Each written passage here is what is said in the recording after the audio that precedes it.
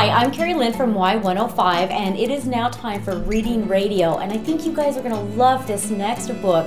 It's called Mailing May. What's great about this book, it's local. It actually happened in Grangeville and then ended up here in Lewiston. So here we go. It all started when Ma and Pa promised I could stay a spell with Grandma Mary, who lived 1,000,000 miles away through the rough old Idaho mountains. But when I asked Ma if it was time to go, she just shook her head and sighed real deep. So I tried asking Pa. "No money," said Pa. "Train tickets cost $1.55, May. I work all day to make that much. Maybe next year."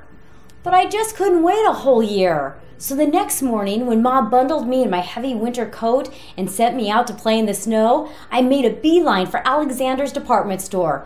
Mr. Alexander called his hello from atop the ladder. "I need a job," I said. "I need money for the train." Mr. Alexander smiled as he stepped down the floor. "A job, is it? I wish I could hire you, May, but all the jobs around here are grown-up jobs, like counting money and lifting heavy cartons." I must have looked mighty sad because Mr. Alexander reached for a jar of peppermint sticks. The sweet wintry taste didn't do too much to cheer me as I slogged my way home. Things only got worse when Pa came back from work that night.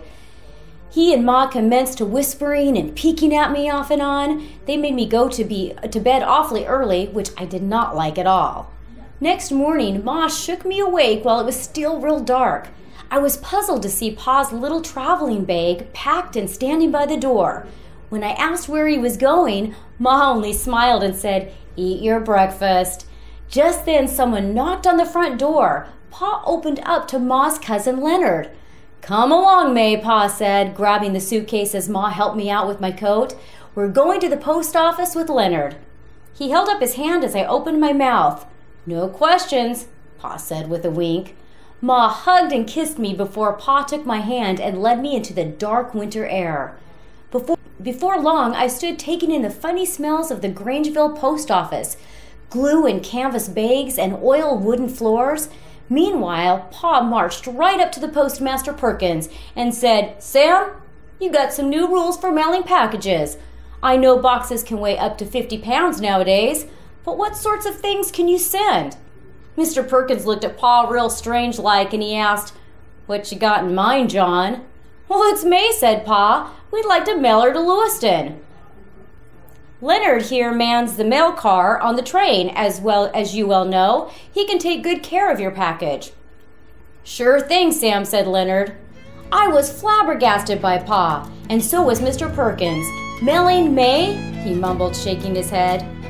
Do you think the Postmaster Perkins allowed May to be mailed away like a letter or a package? If so, what would you think her trip was like? Would you like to be mailed to another town?